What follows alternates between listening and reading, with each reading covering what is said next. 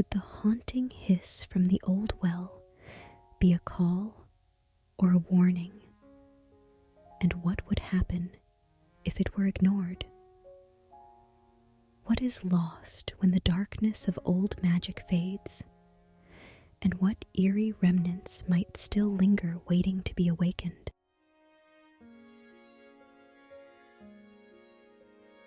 This is Serene from Serenity, Haven, and today I will be narrating the story Dark Waters, stirring the chilling mystery of the burned well.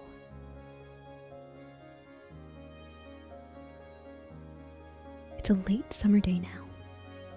Spiders die and are carried off, and the sun is stirred by breezes from the south, and the oak leaves begin to look downward, tired and bleached.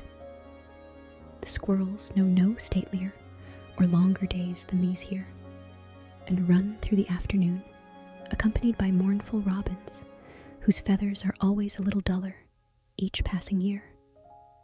And yet, the window does not change. It never does. Through it, she can see the old well, the rounded limestones flaked with age, and the ever-present steam rising from wherein the water burns. She wrote before it, the place which led to some dark cavern of unnatural water. She clacked away and talked to herself, and tried to keep her eyes from the darkness she knew was sort of burbling below her, hovering below the whole house. It was the only well in the county which burned, and which was not good to drink. Theirs was the only useless well, and it was something of which, no matter how desperate, she could never bring herself to write. He came home happy, and she had to remind herself it wasn't him, it was the sun. He was filmed over with sweat, though he did not work outside, and he did not kiss her. He never did any more. It only had to be 2 pages, 2 flawless pages. He had not understood her passion for what she did when they first came together, and she did not believe he ever would. It was not his way. It was his way to wash her mug in the evening. For her, she hoped, and not for the tidy house. She told him it only had to be 2 pages. It was about old magic and witches and the line of Cain. It was for the New Yorker. She worked and he worked, and the well burned, and somehow one of them remembered to take the chicken out of the cooker and shred it and douse it in sauce and put it on plates and put the plates on the table and clean them up after. The dishwater smelled of limestone and sulfur when the city water bill was too high the month before, and when it did, they each dreamed of New York in autumn, each in their own ways. The well liked to wait its time anyway. It was of the old tradition of dark places, and had no worry of the city water line. The well was strong when it needed to be, and had waited a long time before. It took delight in waiting. She told him of what she was writing: Saxon witches, honor and death, the darkness and enchantment that thrummed through the middle millennium.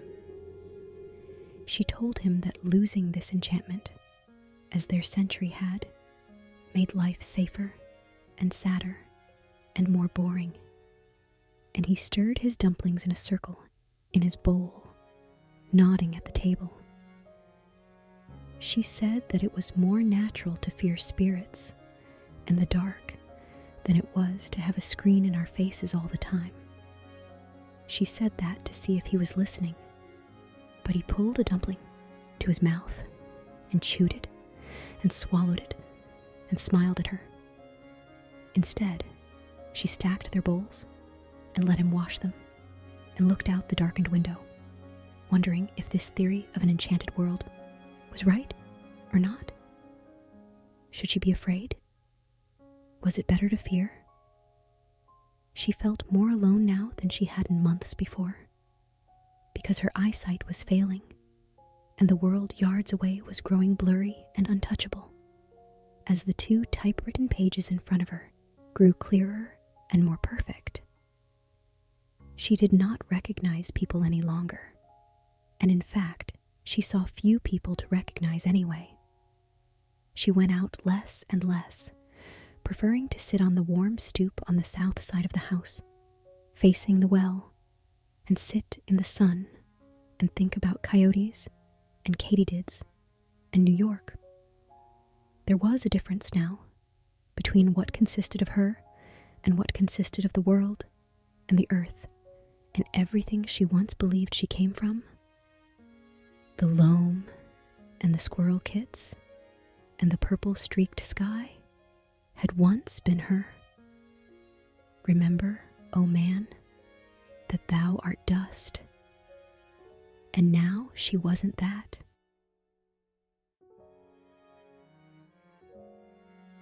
And he,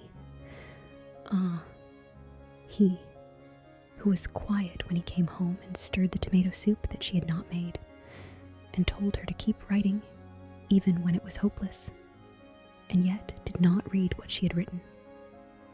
She had once dreamed about and written poetry about having a lover, and had found him, and he was not her lover.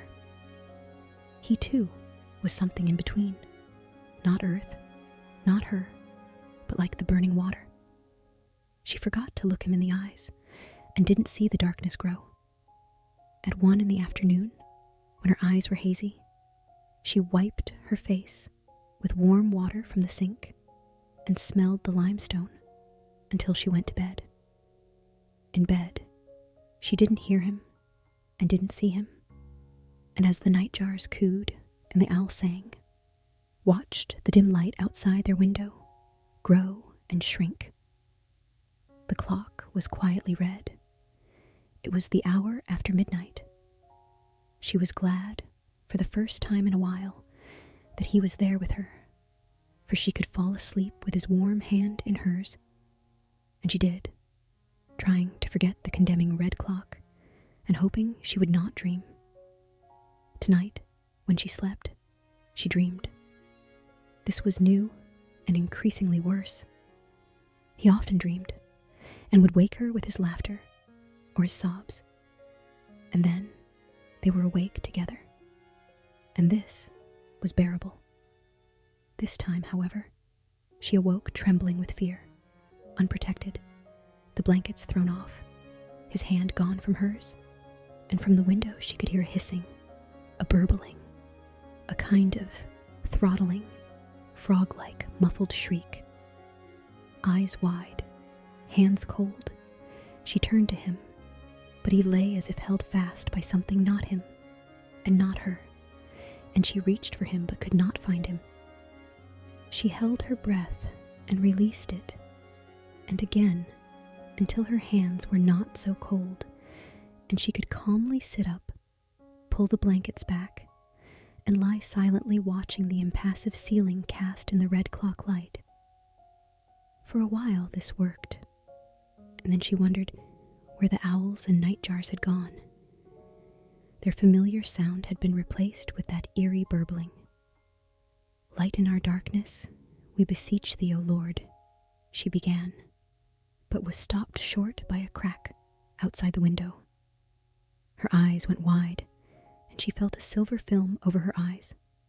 Not her, and nothing familiar.